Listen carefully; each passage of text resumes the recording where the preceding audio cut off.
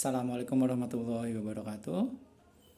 Yang terhormat Miss Reni Apriani sebagai dosen pengampu dari mata kuliah Psikologi Pendidikan dan Bimbingan. Perkenalkan, nama saya Muhtadin dengan NIM 435241015. Di sini saya akan menjelaskan resume yang sudah saya buat pada MK Pendidikan Psikologi dan Bimbingan pada minggu ini. Jadi di sini ada dua materi. Pertama, ruang lingkup psikologi pendidikan dan psikologi pendidikan sebagai disiplin ilmu. Psikologi pendidikan atau disebut juga educational psychology adalah disiplin ilmu yang mempelajari aspek-aspek psikologis yang relevan dengan proses pendidikan dan pengajaran. Ilmu ini berfokus pada pemahaman bagaimana individu belajar, mengajar, dan berinteraksi dalam lingkungan pendidikan. Ruang lingkup psikologi pendidikan mencakup semua aspek psikologis yang memengaruhi proses belajar dan pembelajaran, berfokus pada interaksi antar peserta didik, berfokus pada interaksi antar individu, peserta didik, pendidik, dan lingkungan belajar. Perkembangan kognitif, afektif, sosial, moral, dan psikomotor.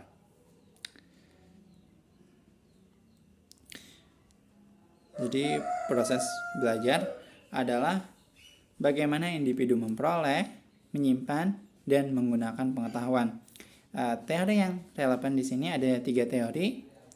Yang pertama ada behaviorisme yang dikemukakan oleh Skinner dan juga Thorndike, di mana mereka mengatakan belajar sebagai perubahan perilaku karena stimulus respon. Yang kedua ada teori kognitivisme yang dikemukakan oleh Brunner Ausubel yang mengatakan belajar sebagai proses mental aktif, membuat struktur pengetahuan.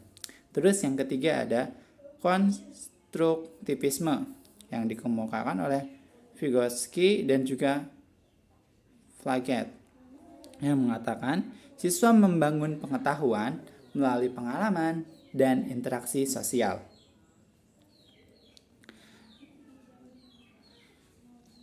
Motivasi belajar diperlukan agar siswa semangat belajar. Faktor internal motivasi belajar itu ada minat, bakat, dan juga kebutuhan. Dan faktor eksternalnya ada lingkungan dan juga penghargaan. Contohnya itu seperti guru memberikan reward berupa hadiah, nilai yang bagus, ataupun pujian untuk meningkatkan motivasi siswa. Selanjutnya, peran sekolah, keluarga, teman sebaya sangat berpengaruh terhadap lingkungan belajar dan interaksi sosial. Contohnya seperti anak yang mendapatkan dukungan penuh dari keluarganya atau microsystem biasanya lebih percaya diri dalam belajar dan sekolah. Selanjutnya, karakteristik psikologi pendidikan sebagai disiplin ilmu. Yang pertama, ilmiah, menggunakan metode penelitian. Yang pertama, ilmiah atau menggunakan metode penelitian. Yang kedua, aplikatif atau teori psikologi digunakan dalam praktek pendidikan. Interdisiplin, berkaitan dengan psikologi umum, bimbingan konseling, sosiologi, neuroscience, dan filsafat pendidikan.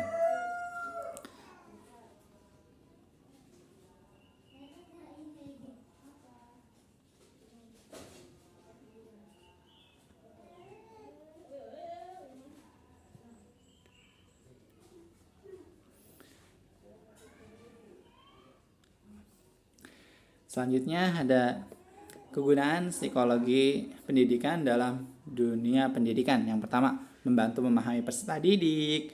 Yang kedua, mengembangkan strategi pembelajaran. Yang ketiga, menyediakan dasar evaluasi pembelajaran. Dan yang keempat, memberikan landasan bagi kebijakan pendidikan. Selanjutnya di sini ada beberapa pertanyaan.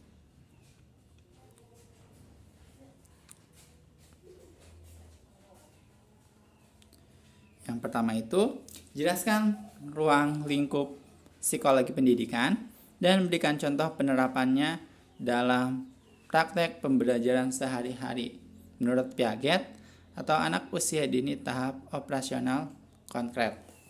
Jadi, ruang lingkup sosiologi pendidikan meliputi perkembangan peserta didik, motivasi belajar, perbedaan individual, strategi pembelajaran, serta evaluasi belajar. Contoh penerapan menurut Piaget atau operasional konkret, di mana siswa SD belajar lebih baik dengan benda nyata.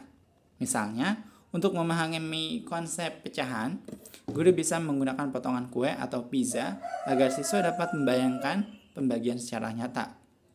Selanjutnya, nomor 2, bagaimana sebaiknya guru merancang pembelajaran yang sesuai dengan tahap ini. Bagaimana motivasi belajar Maslow dapat diterapkan untuk meningkatkan semangat belajar siswa di kelas? Jawabannya, guru sebaiknya merancang pembelajaran dengan media konkret, eksperimen langsung, permainan edukatif, dan diskusi kelompok. Diberi kesempatan berkreasi dan mandiri sehingga menumbuhkan aktualisasi diri. Nomor 3, berikan contoh nyata setiap peserta didik memiliki kecerdasan yang berbeda sesuai dengan teori kecerdasan majemuk Gardner.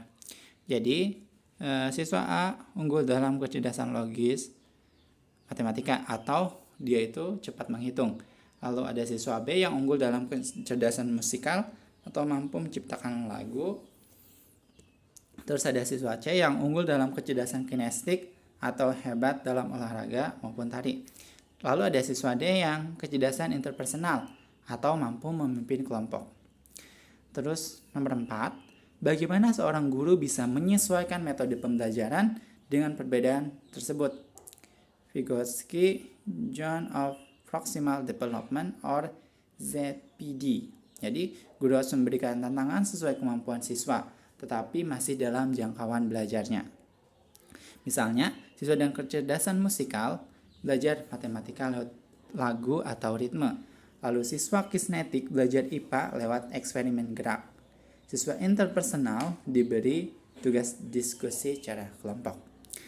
Guru dan teman sebaya dapat menjadi penopang agar siswa mampu menguasai hal baru. Lalu nomor 5, bagaimana penerapan scaffolding oleh guru dapat membantu siswa mencapai kompetensi lebih tinggi. Jadi, guru memberikan bimbingan bertahap. Di awalnya itu memberi contoh atau menuntun, lalu selanjutnya guru memberikan petunjuk atau memandu, terus perlahan mengurangi bantuan hingga mahasiswa mandiri. Contohnya itu dalam menulis karangan. Nah, guru awalnya memberi kerangka, lalu hanya memberi beberapa kata kunci. Akhirnya mahasiswa mampu menulis sendiri. Terus buat kasus pertama, seorang guru menemukan siswa cepat bosan saat belajar matematika, tetapi sangat senang dengan musik. Berdasarkan teori kecerdasan majemuk Gardner, bagaimana guru dapat memanfaatkan kecerdasan siswa tersebut dalam pembelajaran matematika? Jadi, guru dapat mengaitkan matematika dengan musik. Misalnya, menggunakan ritme lagu untuk menghafal perkalian, mengubah rumus menjadi lirik sederhana, menggunakan pola nada untuk menjelaskan pola bilangan. Dengan begitu, kecerdasan musikalnya mendukung pemahaman matematika. Lalu untuk kasus nomor 2, di mana ada siswa yang nilainya rendah pada tes tulis, tetapi sangat aktif saat praktek, presentasi ataupun proyek. Menurut teori perbedaan individual, apa yang seharusnya dilakukan guru dalam mengevaluasi hasil belajar siswa ini? Untuk jawabannya, guru tidak hanya menilai dari tes tertulis, tetapi juga menggunakan penilaian autentik seperti observasi, penilaian proyek, portofolio, presentasi, dan kerja kelompok. Di evaluasi mempertimbangkan berbagai aspek kecerdasan dan keterampilan, bukan hanya aspek kognitif. Sekian dari saya. Wassalamualaikum warahmatullahi wabarakatuh.